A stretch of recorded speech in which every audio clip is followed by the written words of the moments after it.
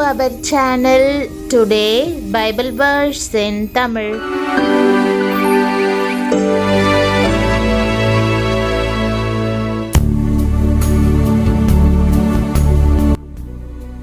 இன்றைய வசனம் சங்கீதம் 40:1. கிறிஸ்துவுக்குள் பிரியமானவர்களே, நம்முடைய ஆண்டவரும் இரட்சகருமான இயேசு கிறிஸ்துவின் வல்லமையுள்ள நாமத்தில் உங்களை வாழ்த்துகிறேன். தேவனுடைய ஜீவனுள்ள வார்த்தையை உங்களோடு பகிர்ந்து கொள்வதில் மகிழ்ச்சி அடைகிறேன். விரைவிலேயே உங்கள் துக்கம் ஆனந்த களிப்பாக மாறும். உங்கள் காத்திருத்தல் தேவ வல்லமைக்கு சாட்சியாக மாறும். கர்த்தருக்காக பொறுமையுடன் காத்திருந்தேன். அவர் என்னிடமாய் சாய்ந்து என் கூப்பிடுதலை கேட்டார் என்ற வாக்குதத்த வசனத்தை இன்று நாம் தியானிப்போம். எவ்வளவு வல்லமையான வசனம்! மனிதருக்காக காத்திருப்பவர்கள் ஏமாற்றம் அடைகிறார்கள். ஆனால் கர்த்தருக்காக காத்திருக்கிறவர்களோ பூரண ஆசீர்வாதங்களை சுதந்திரித்துக் கொள்ளுகிறார்கள். கர்த்தருக்காக பொறுமையுடன் காத்திருங்கள். நிச்சயமாகவே அவர் உங்கள் கூப்பிடுதலை கேட்டு இரக்கம் செய்வார். ஒரு வாலிப பெண்ணின் சோக சரித்திரத்தை கேட்க நேர்ந்தது. அவள் மிகவும் விரும்பிய வாலிபன் அவளிடம், நீ எனக்காக காத்திரு, நான் வெளிநாட்டுக்கு சென்று வந்தவுடன் உன்னை திருமணம் செய்து கொள்ளுவேன் என்று வாக்களித்து சென்றான். அவளோ அதை உண்மை என்று நம்பி பல ஆண்டுகள் அவனுக்காக மிகுந்த பொறுமையுடன் காத்திருந்தாள். ஏறக்குறைய 10 ஆண்டுகளுக்கு பிறகு அவன் வெளிநாட்டிலிருந்து திரும்பி வந்தான். எப்படி தெரியுமா? அங்கே உள்ள ஒரு பெண்ணை திருமணம் செய்து 2-3 பிள்ளைகளோடு வந்து சேர்ந்தான். இங்கே காத்திருந்த அவளுடைய இருதயம் உடைந்து மூளை கலங்கி பைத்தியமானாள். தேவனுடைய சித்தத்திற்கும் கர்த்தருடைய வேலைக்கும் காத்திராமல் தங்கள் சுய விருப்பம் போல மனிதரை நம்பி காத்திருக்கும் போது இப்படிப்பட்ட வேதனையான முடிவுகள் தான் நிகழ்கின்றன. இலவு காத்த கிளி போல காத்திருந்தும் பிரயோஜனமில்லாமல் போய்விடுகிறது. ஆகவேதான் தாவீது ராஜா சொல்லுகிறார், கர்த்தருக்கு காத்திருக்கிறவர்களே, நீங்கள் எல்லாரும் திடமனதா இருங்கள், அவர் உங்கள் இருதயத்தை ஸ்திரப்படுத்துவார். ஆபிரகாம் ஏறக்குறைய 25 ஆண்டுகள் ஆசீர்வாதமான ஈசாக்குக்காக காத்திருந்தார். காத்திருந்த காலம் ஒருவேளை அவருடைய உள்ளத்தில் சோர்வை ஏற்படுத்தி இருக்கக்கூடும். ஆனால் அவர் விசுவாசத்தில் பலவீனமாய் இருக்கவில்லை. மற்றவர்கள் பரியாசம் பண்ணி இருந்திருக்கக்கூடும்.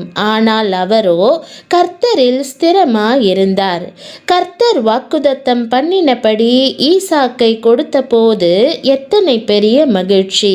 பிரியமானவர்களே, கர்த்தருக்கு காத்திருங்கள், அவருடைய வேலைக்கு காத்திருங்கள். ஒன்றை திட்டமாய் வேத வசனத்தின் மூலமாய் சொல்ல விரும்புகிறேன். நெடுங்காலமாய் காத்திருக்குதல் இருதயத்தை இளைக்க பண்ணும். விரும்பினது வரும்போதோ ஜீவ விருட்சம் போல் இருக்கும். இயேசு செய்த முதல் அற்புதத்தை பாருங்கள். திருமண வீட்டில் திராட்சரசம் குறைவுபட்டது உண்மைதான். ஆனால் அவரோ பிதாவினுடைய வேலைக்காக காத்திருக்க வேண்டியதா இருந்தது. அந்த வேலை வந்தபோது இயேசு தண்ணீரை திராட்சரசமாய் மாற்றினார். அற்புதம் நிகழ்ந்தது. முந்தின ரசத்தை பார்க்கிலும் பிந்தின ரசம் மிக சுவையுள்ளதாய் விளங்கியது.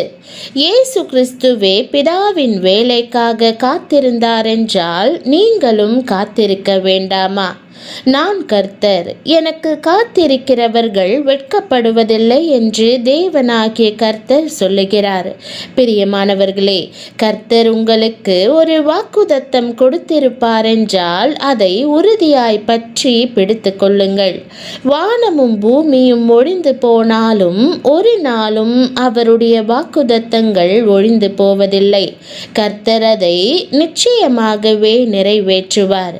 பிரியமானவர்களே, உற்சாகமாயிருங்கள், உபத்திரவத்திலே பொறுமையாயிருங்கள். இந்த வாக்குறுதிக்காக ஆண்டவருக்கு நன்றி சொல்லுங்கள். இன்று இந்த வார்த்தையை உங்களுக்கென்று உரிமையாக்கி ஆசிர்வாதம் பெறுங்கள். பொறுமையாக இருப்பது ஒருபோதும், அதிலும் நம் உள்ளங்கள் உபத்திரவத்தில் இருக்கும்போது எளிதானதல்ல. பிரச்சனைகள் நம்மை அழுத்தும் போது உடனடி பதில்களுக்காக நாம் ஏங்குகிறோம். நம்முடைய வேதனைக்கு, குடும்ப போராட்டங்களுக்கு, பொருளாதார தேவைகளுக்கு சீக்கிரமாக தீர்வுகள் வேண்டும் என்று விரும்புகிறோம். ஆனாலும் தேவன் தம் ஞானத்தின்படி தீமைக்காக அல்ல, நம் விசுவாசத்தை பலப்படுத்தும்படி நம்மை காத்திருக்க அனுமதிக்கிறார். விசுவாசம் ஆழமாக வேர்விட்டு வளரக்கூடிய மண் பொறுமையாகும். தேவனுக்காக காத்திருக்க நாம் முடிவு செய்யும் போது நமது காலத்தை அவரது பூரண சித்தத்திற்கு ஒப்பு கொடுக்கிறோம். அவருடைய வேலை வரும்போது நிச்சயமாகவே அவர் நம் கூப்பிடுதலை கேட்டு நமக்காக கிரியை செய்வார். வேதாகமம் எலியாவை பின்தொடர்ந்து எலிசாவை உதாரணமாக காட்டுகிறது. எலியா பின்னாக நிற்கும்படி கூறிய பிறகும் எலிசா தீர்மானத்துடன் அவனை தொடர்ந்தான். தேவனுடைய அபிஷேகம் என்னும் ஆசிர்வாதத்திற்காக பொறுமையுடன் காத்திருந்தான். தன்னுடைய விடாமுயற்சியினால் அவன் ஆவியின் இரட்டிப்பான பங்கை பெற்றுக்கொண்டான். அவ்வண்ணமாக தேவன் விடாமல் தம்மை பற்றி கொள்கிறவர்களை கனம் பண்ணுகிறார். பிரியமானவர்களே, உங்கள் ஜெபங்களுக்கு பதில் கிடைக்க தாமதிப்பதாக நீங்கள் நினைக்கலாம். ஆனால் அந்த தாமதம் மறுப்பு அல்ல என்பதை மறவாதிருங்கள். தேவன் சிறந்த பதிலை ஆயத்தம் பண்ணி கொண்டிருக்கிறார். பொறுமை பலவீனமல்ல, அது விசுவாசத்தினால் மூடப்பட்ட பலமாய் இருக்கிறது.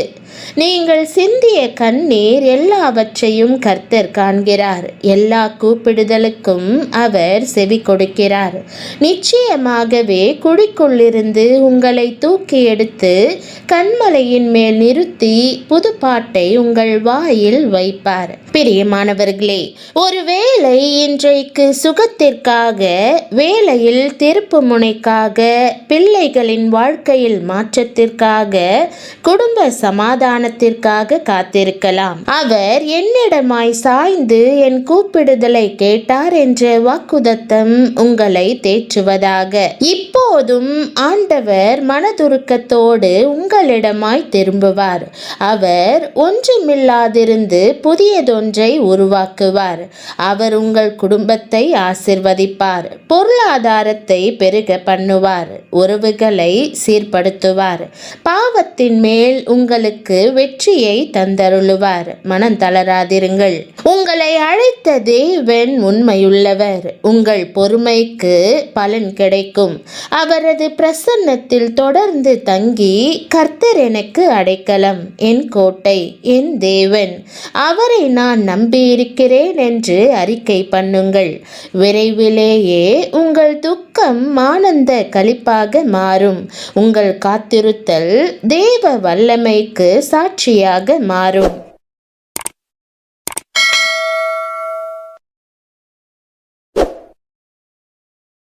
ஜெபம். அன்பின் தகப்பனே, இன்றைக்கு நீர் அளித்திருக்கும் வார்த்தை என்னும் ஈவுக்காக உம்மை ஸ்தோத்தரிக்கிறேன். உமக்காக பொறுமையோடு காத்திருக்க எனக்கு கற்றுக் கொடுப்பதற்காக உமக்கு நன்றி செலுத்துகிறேன். ஆண்டவரே, என் கூப்பிடுதலை கேட்டு இரக்கமாக பதிலளித்திடுவீராக. என் கண்ணீரை துடைத்து சமாதானத்தினால் என் உள்ளத்தை நிரப்பும். என்னுடைய பொருளாதாரத்தை ஆசீர்வதித்து எனக்கு இருக்கும் கொஞ்சமானவற்றை பெருக பண்ணுவீராக. என் பிள்ளைகளை தொட்டு அவர்கள் இருதயத்தை பக்கமாக திருப்புவீராக. என் வேலையிடத்தில் எனக்கு பதவி உயர்வையும் புதிய வாய்ப்புகளையும் அருளி செய்வீராக. பாவத்தின் கட்டிலிருந்து என்னை விடுவித்தருளும். எனக்கு வெற்றியை தந்தருளும். என் குடும்பத்தின் மீது உம்முடைய ஆவியை ஊற்றி எங்களை அன்பினால் இணைக்க வேண்டும் என்று இயேசுவின் நாமத்தில் ஜெபிக்கிறேன் நல்ல பிதாவே, ஆமேன். தேவனுடைய நாமம் மகிமைப்படுவதாக. ஆமேன்.